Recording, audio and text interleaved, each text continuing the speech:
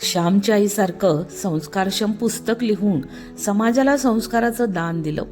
ज्या हातांनी अखंड महाराष्ट्राचे दैवत असलेल्या पंढरपूरच्या विठ्ठलाची दारं दलितांसाठी उघडली, त्याच हातांनी दिनांक 11 जून 1950च्या रात्री स्वतःच्या घरात गुरुजींनी मृत्यूला कवटाळलं. संपूर्ण महाराष्ट्राला माणुसकी शिकवणारा हा असाधारण पुरुष अचानक इतका शांत कसा झाला? मृत्यूच्या काही तास आधी त्यांनी एक पत्र लिहिलं आणि त्याच पत्राने उलगडलं त्यांच्या आयुष्याचं रहस्य. काय होतं नेमकं त्या पत्रात आणि साने गुरुजींना अशा टोकाच्या भूमिकेपर्यंत नेण्यास कोणत्या गोष्टी जबाबदार होत्या? पाहुयात गुरुजींच्या आयुष्यातला तो काळा अध्याय. खरं तर साने गुरुजी हे केवळ नाव नव्हतं, ती तर एक वृत्ती होती, जाणीव होती. गुरुजी मनाने अतिशय हळवे होते, मात्र दुर्बळ अजिबात नव्हते. स्वातंत्र्याच्या लढ्यात गुरुजींनी लाट्या खाल्ल्या, काही काळ तुरुंगवास भोगला आणि देशासाठी आपलं सगळं आयुष्य वेचलं. यावेळी गुरुजींना वाटलं होतं की देश स्वतंत्र झाला की जातीयता संपेल, गरिबी दूर होईल आणि माणसांमध्ये माणुसकी जागे होईल. पण स्वातंत्र्यानंतरच्या ज्या भारताचे स्वप्न त्यांनी पाहिले होते, तो भारत त्यांच्या स्वप्नातला नव्हताच. हळूहळू गुरुजींचा जीव कासावीस होत चालला होता. महात्मा गांधींच्या हत्या, समाजात सत्तेसाठी हापापलेली माणसं वाढत होती. जीवनातल्या ज्या मूल्यांसाठी गुरुजींनी आयुष्य घालवलं, तीच मूल्ये समाजात अक्षरशः पायदळी तुडवली जात होती. त्यांना मिळालेली पहिली जखम म्हणजे पंढरपूर मंदिर सत्याग्रहानंतर त्यांना कट्टरपंथीयांकडून प्रचंड विरोध, अपमान आणि टीका सहन करावी लागली.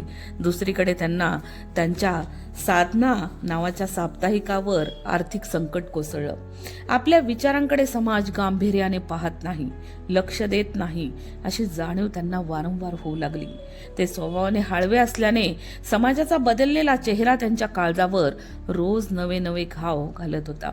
11 जून 1950ची ती रात्र, पुण्यातली ती एक लहानशी खोली आणि थकलेले गुरुजी.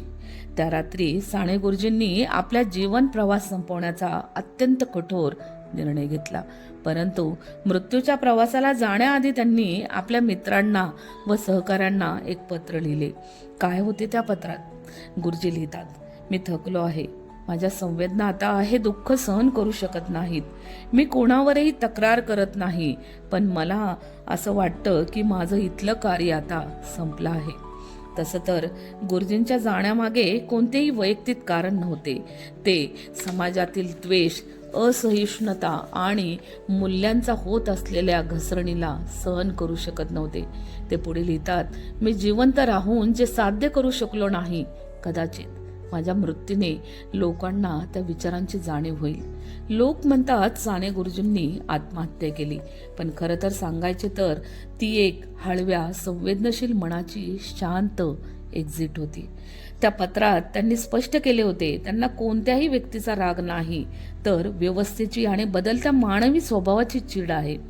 गुरुजींचे जाणे महाराष्ट्राच्या सामाजिक आणि सांस्कृतिक जीवनाला बसलेला फार मोठा धक्का होता. गुरुजींच्या मृत्यूनंतर आचार्य यात्रे म्हणाले होते, साने गुरुजींनी स्वतःला संपवले नाही, तर आपण एका महात्म्याला जगायला जागाच ठेवली नाही. साने गुरुजींचे ते पत्र आजही आपल्याला विचार करायला भाग पाडते.